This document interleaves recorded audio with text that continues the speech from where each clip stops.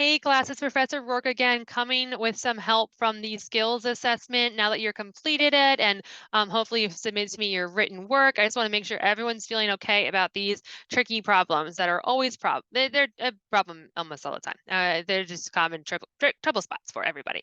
So I'm going to make this video about numbers 19, 20, and 22. I didn't have too many answers about questions about 21. But I did have a lot about 19, 20, and 22, and they're all trig related. So I figured we might as well just put them together. Okay, so first things first, this says find the exact value in number 19 of 7 pi over 4. Okay, so before I dive into that, I've talked to a few of you about what you essentially need to know from trig. So ideally, you want that unit circle down. Okay, so not only do you want to have all of the angles in radians. Okay, this I'm just sketching a random unit circle. It's not going to be the best one ever, but you know it'll do the job. Okay, so you can also always just like print out a blank unit circle from the World Wide Web and fill in all of the possible values. Okay, essentially we want to know all of these angles in pi. Okay, and then we're going to talk about how we're going to use these to find sine and cosine. So I was very resistant to memorizing this lovely thing here. And then once I finally did, things just got so much easier. Okay, so I know I saw some of you guys actually are unit circle fans and trig fans, which is amazing. But if you're not, have no fear, you are not alone. Okay, that is often a spot that people don't love. But if you just, it does follow patterns. Okay, it really does. It depends on which pattern works for you. So for instance, I only focus on memorizing this first quadrant. That's all I do. I don't memorize any of the other ones, okay, for my cosines and sines values, because whatever I have in this first quadrant, the same pattern repeats in all of the other quadrants. So if I can just know which quadrant an angle falls in, I can tell you using its coterminal angle or a reference angle. I know sometimes those are kind of used oddly, but essentially, if we know where that is going to fall, it follows the same pattern. Okay, the only thing that might change is the signs of my values, and they even have like a little acronym of like all students take calculus, which means all of the trig functions are positive in the first quadrant. Sine is positive. Oops, let me clear that. Let me fix that. Sine is positive in the second quadrant. Tan is positive in the third quadrant. Is cosine's positive in the fourth quadrant. Which I know right now I'd be like, what are you talking about? But that's just like the signs of like the X and Y coordinates. That's all it is. Okay. And then there are also tricks to help you remember what quadrant a certain angle falls in. Okay, so for instance, I'm going to focus on this pi over 4 shenanigans right here because that is the problem I have is secant of 7 pi over 4. So I'm just going to focus on this pi over 4. Okay, so if you are focused, if you memorize the first quadrant, the second quadrant is always 1 less than the denominator. So I know that if I see 3 pi over 4, because the numerator is 3 and the denominator is 4, 3 is 1 less than 4, it's the second quadrant. The third quadrant is the exact reverse. You might already know this. Again, there's all kinds of different tricks that I learn every year that I'm always so amazed by. But the third quadrant is 1 more than the denominator, so 5 pi over 4.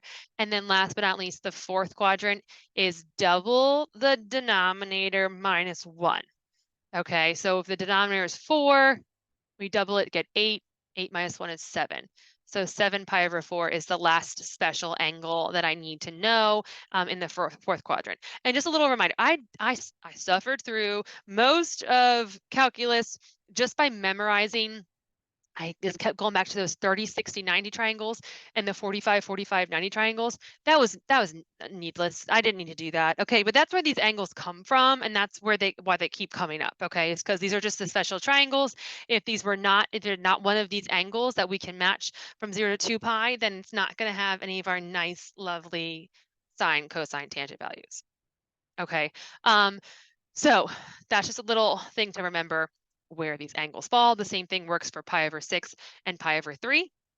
Okay. And then it comes down to honestly just sort of memorizing what the point is. So, for instance, the first point that we start with usually in a circle is at like 0, which is the same as 2 pi. And this is what coordinate point is this? Oh, okay. That means x is 1 and y is 0. So we have to know that x is cosine and y is sine. Okay. Next up, pi over 6 is square root of 3 over 2 and 1/2. Okay, pi over 4, let me go ahead and erase that all out of there. Again, this is just little tricks that if they help, great. If you already have your own tricks, use those. Whatever works for you. But I draw this coordinate plane, this unit circle, it's going to come up a lot. Okay, I'm not going to lie. So you really just want to just memorize it. Don't suffer like I did. I was like, no, no, but no, you want to do it. Okay, pi over 3 is 1/2 square root of 3 over 2, so it's the exact same as pi over 6 but reversed. Okay, and then pi over 2 is just on the y-axis here. This is the point 0y. Okay, and remember, this is all cosine comma sine. We can get the tangent values by like dividing, sine divided by cosine. Okay, so if we wanted to, sometimes you'll see a space on a unit circle for tangent. So for essentially, if I divided by 0 divided by 1 for my first value here, you would get 0. When we get to the pi over 6, this is the square root of 3 over 3. And the way to remember it is 3 plus 3 is 6. Okay, again, if you don't need these, don't worry. Pi over tangent of pi over 4 is 1 because square root of 2 divided by square root of 2 divided by square root of 2 divided by square root of 2 divided by 2 divided by square root of 2 divided by 2. It's the same thing. Okay, sine and cosine are equal there, so it's just 1. And then the tangent of pi over 3 is just the square root of 3. Again, a good way to remember it is because 3 square root of 3 is from tangent of pi over 3 versus square root of 3 over 3 is the tangent of pi over 6 because again 3 plus 3 is 6. It's up to you. And then 1 divided by 0, this is where things get awkward. There's a lot of asymptotes in the tangent graph. It's undefined. Okay, so I focus on those. I know it seems like a lot of information, but those same values, again, they just repeat in all of the unit circle. So you don't have to ever think about anything. You just have to know like, okay, what quadrant is it in? And then what value am I looking for? Okay, so knowing all of that, it says find the exact value of secant of 7 pi over 4. So first of all, we have to remember that this is the same thing. This is going to be the same reference angle as, sometimes they have some different notation for it, just pi over 4. Okay, and then we have to know secant. Secant is 1 over cosine. Okay, so we can figure out what cosine of pi over 4 is. We just have to then remember this is the 4th quadrant. So this is going to be also positive, okay, because remember we said all students take calculus, but also think about like, okay, the x point. When I am looking in the 4th quadrant, is the x coordinate positive or negative? Well, the x coordinate is positive, so that's why cosine and secant are both positive. Okay, so let's see, what is essentially, I'm going to figure out what cosine pi over 4 is, okay? Cosine of pi over 4 is just the square root of 2 over 2, because I had that memorized, okay? So for what I'm looking for, let's see if I can do it this way. Cosine of 7 pi over 4 would be square root of 2 over 2. I just want the inverse of that. I'm sorry, the reciprocal. So secant of 7 pi over 4, you could say 2 over square root of 2. If you want to try to rationalize this radical, you can multiply the top and the bottom by the square root of 2. There's a lot of ways you can write radicals, which would be 2 square root of 2 divided by 2. And then look at that. We can actually even cancel out the 2's. So you could write 2 divided by the square root of 2, or you could write square root of 2. Either one. Either one's fine. Okay, so I hope that sort of makes sense of all of those random trig values, because I know it's excessive, but honestly, I can tell you without lying that the only values that you ever really have to memorize are that first quadrant. Okay, and then from there, it all just kind of it's all just a different variation on that. Okay. All right, again, I know that was a lot of information. I'm going to keep that lovely hand-drawn unit circle that looks kind of scary there for now, while we move to look at number 20, because even though it's not quite the same, it's pretty similar, because in terms of what kind of information are we going to need to know. This one says sine of 2x equals sine of x from 0 to 2 pi, and I want to solve this trig equation. So these are not typically, if you don't really like trig, you don't like the unit circle, you're probably really not gonna like these. But they're not bad. Again, if you just take the time to actually memorize that lovely, lovely formula, that lovely unit circle, I swear things get a lot better. Okay, so first things first, you might notice two things are going on here. We have a sine of 2x and we have a sine of x. That's not ideal, okay? We don't really want a sine of 2x and a sine of x because we can't really like solve for these trig angles if like what is, we need them essentially to be the same. We need to be like either all sine 2x or all sine x. We can't really have a mixy matchy. Okay, so we have to bust out some trig identities and some trig formulas. One that, again, these really don't come up that often, but they do come up in Calc 1. They do come up a lot in Calc 2, like right away, like bam. Okay, so this is what we would call the double angle formula. There are a few different ways of representing the double angle formula, but usually this is the only one for sine of 2x. Cosine of 2x does have a few options. Okay, there are a few ways to write cosine of 2x, but sine of 2x essentially is just 2 times sine x times cosine x. Well, why would I want to do that? If I do that, then at least I only have cosine x and sine x, which is, again, the problem is you don't want sine of x and sine of 2x. They don't match, okay? So you're going to get stuck. So a lot of times the first move for us to make is to go ahead and turn them all over to the same variable. Okay, so instead of having 2x and x, I have x and x and x, but I do have an extra cosine now, which is a little awkward. Okay, and then for these, what we do is we kind of like use some of similar like algebra skills that we use for maybe like solving quadratics, where we set them equal to 0 and we look to see if there's a common factor, because it's actually surprising how often we do have a common factor in these. I mean, I don't know, it's not like surprising, that's why we do them, but a lot of times what you're gonna do, you're set equal to 0 and you're gonna look for a common factor, and you're like, oh look, okay, I can take out a sine x. From here you can just split it up into two different equations. Okay, you can say sine of x equals 0 and 2 cosine x minus 1 equals 0. And then we actually have two separate trig equations that we can solve. We might not feel like we can solve them, but we can solve them. Okay, so let's talk about this first one. The first one is talking about sine of x equals 0. So this means, and again, this causes some problems for people often. When you see sine of x equals 0 and you're asked to solve for x, you are being asked to find the angle on the unit circle that gives you a sine value of 0.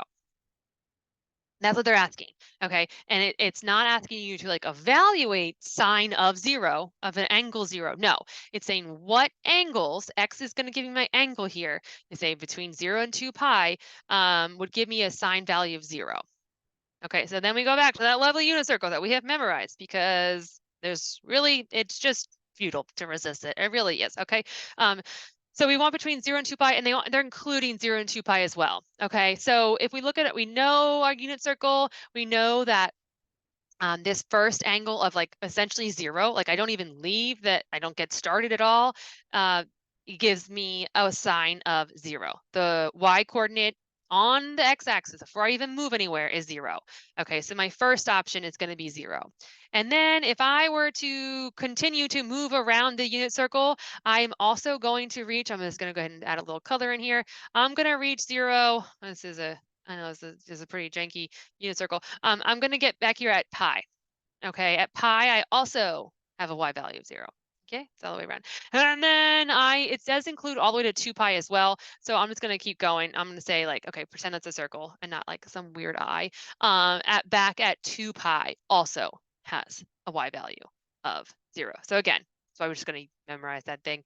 And then I do have this other equation going on here. 2 cosine x minus 1 equals 0. I get cosine by itself. Okay, so I'm looking for where in my unit circle from 0 to 2 pi, what angles give me a cosine of 1/2. Okay, and this is a positive 1/2. That does matter, okay, because remember that's a whole thing about like, is the x coordinate positive or negative? Cosine is the x coordinate, and I'm looking for what angles give me essentially an x value of 1/2, 1/2. And knowing our lovely unit circle, we're going to know that that happens at pi/3. Okay, that's one place it happens, but it happens again because there's always like essentially each trig value is going to happen like have a positive value twice. Okay, and that's where it's like all students take calculus. I also am going to have positive um, x values in the fourth quadrant. So now I just have to know pi/3. What is the equivalent angle, a reference angle of pi/3 in the fourth quadrant? Like, oh, okay. I remember it was that double the denominator -1. So 3 times 2 is 6. 6 minus 1 is 5. So my last value is 5 pi/3. Whew, okay, again, I know it was a lot of information, but hopefully you can see if you can get those values down, it's not bad. Okay, it's not. It's just like which angle, what coordinate am I looking for? Am I looking for the x? Am I looking for the y? And is it positive or negative? And then just finding it. Okay, so please, please, please, if you do not have that unit circle memorized, I really highly recommend it. Make yourself flashcards. What I find the most helpful is I just sketch myself a little first quadrant over and over again. I mean, it doesn't take up a lot of space. So you can do this, like you can scribble this in, you can squeeze this little first quadrant in anywhere.